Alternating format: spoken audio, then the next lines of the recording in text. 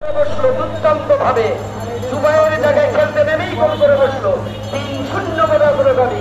গোলরক্ষকের করার কিচ্ছু নাই। গোলরক্ষক দারুণ চেষ্টা করেছে সাজু, কিন্তু শেষ মুহূর্তে পারে নাই। ফাঁকা বারে বলটা জানে প্রবেশ করাই দিল সেখানে রাকিব নামের ছেলেটি।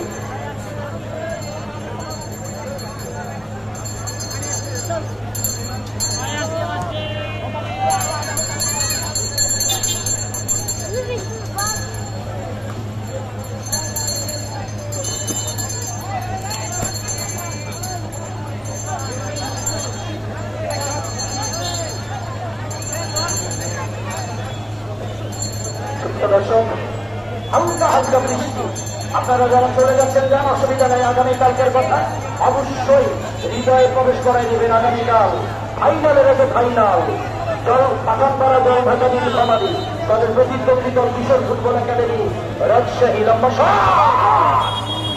এখন মাই গড, ডিফেন্স যদি ভালো থাকে তাহলে ঠেকাই কে? সোহেল, নুরুজ্জামান, মুন্নু আর রিফাত। এখন বিপদ কাটে নাই, বিপদ কাটে নাই ইমন।